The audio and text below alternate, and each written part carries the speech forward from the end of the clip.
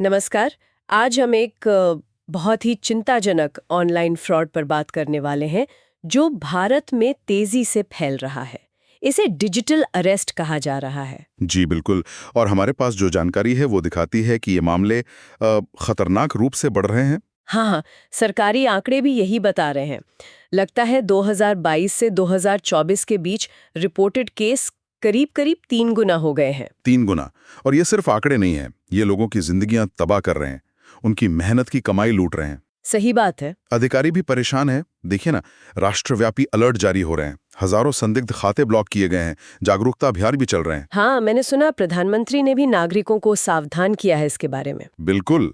लेकिन फिर भी ये धोखाधड़ी रुकने का नाम नहीं ले रही, पता नहीं क्यों। ठीक है, तो आइए इस मामले की तह तक चलते हैं। इसे समझने के लिए गुरुग्राम की एक 48 वर्षीय महिला का केस लेते हैं।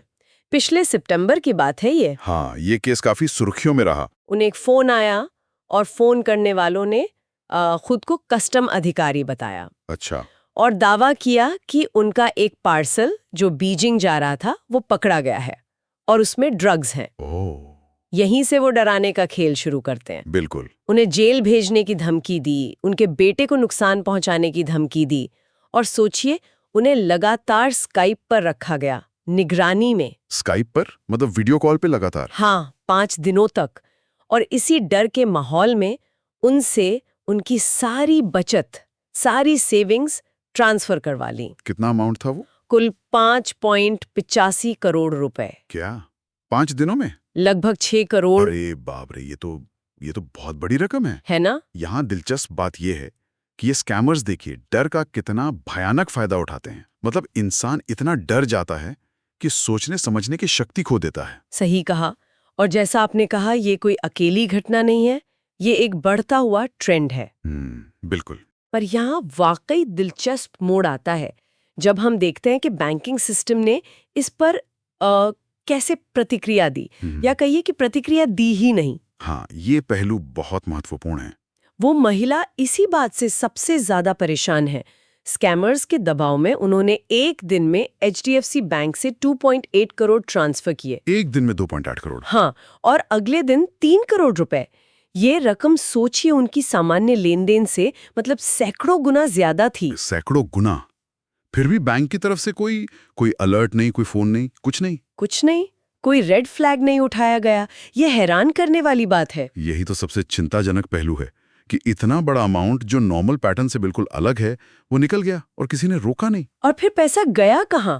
पैसा बहुत तेजी से पहले आईसीआईसीआई बैंक के खातों में गया। हाँ? और वहां से फिर सहकारी बैंकों के जटिल नेटवर्क में फैला दिया गया। सहकारी बैंक? हाँ, और इसके लिए वो इस्तेमाल करते हैं जिसे खच्चर खाते या म्यूल अकाउंट्स कहते हैं। अच्छा, ये म्यूल अकाउंट्स क्या होते हैं? ये वो बैंक खाते होते हैं जो पैसों के असली स्रोत और मंजिल को छुपाने के लिए इस्तेमाल किए जाते हैं। ये अक्सर अनजान मजदूरों, विधवाओं या बहुत गरीब लोगों के नाम पर खोले जाते हैं। मतलब उन लोगों को पता भी नहीं होता? ज्यादातर मामलों में उन्हें पता भी नहीं होता कि उनके नाम का खाता ऐसे कामों के लिए इस्तेमाल हो रहा है।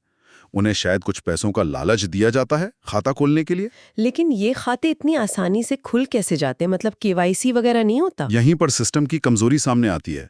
जांच में ये बात आई है कि खास तौर पर कुछ सहकारी बैंकों में जो ग्राहक सत्यापन यानी केवाईसी की प्रक्रियाएं हैं, वो शायद उतनी मजबूत नहीं हैं या फिर उनका पालन उतनी सख्ती से नहीं होता। अच्छा। पुलिस ने इस मामले में एक पूर्व सहकारी बैंक निदेशक को गिरफ्तार भी किया है। उस पर आरोप है कि उसने ऐसे खाते खोलने में मदद की थी, लेकिन ज्यादातर पैसा तो गायब है, रिकवर नहीं हो पाया। और जो बड़े बैंक हैं जैसे एचडीएफसी और आईसीआईसीआई, उनका क्या कहना है इस पर? वो तो किसी भी गलती से साफ इनकार करते हैं। उनका सीधा सा तर्क है कि भाई, हमने तो प्रक्रिया का पालन किया और ट्रांसफर ग्राहक ने खुद अधिकृत किए थे, तो हमारी क्या गलती। और मजे की बात यह है कि बैंकिंग लोकपाल ने भी जो ग्राहकों की बैंकों के खिलाफ शिकायतों को देखता है, उस महिला की शिकायतें खारिज कर दी हैं। खारिज कर दी? क्यों? नियमों का हवाला देते हुए।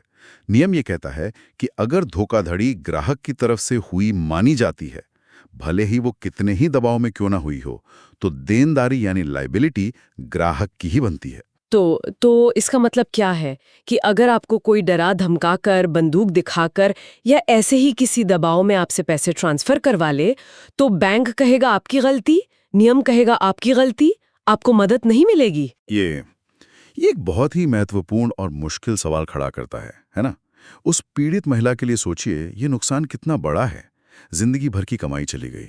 हाँ बिल्कुल। उन्हें अपनी बचत का बहुत बहुत छोटा सा हिस्सा ही वापस मिला है, और ऊपर से जो इन्वेस्टमेंट उन्होंने इस चक्कर में बेची, उस पर टैक्स की मांग अलग से आ गई है। अरे। उपभोक्ता अदालत में उनकी लड़ाई अब पता नहीं कितनी लंबी चलेगी। ये सारी घटनाएं साफ दिखाती हैं कि हमारे डिजिटल लेन देन और बैंकिंग सिस्टम में ऐसी कमजोरियां हैं जिनका शिकार, सच पूछिए तो, कोई भी हो सकता है। तो हमने देखा कि कैसे ये एक बहुत ही शातिर, जटिल स्कैम है जो लोगों के डर का फायदा उठाता है, और कैसे कहीं ना कहीं सिस्टम की अपनी सीमाएं या कमियां इसे कामयाब होने में मदद कर देती हैं।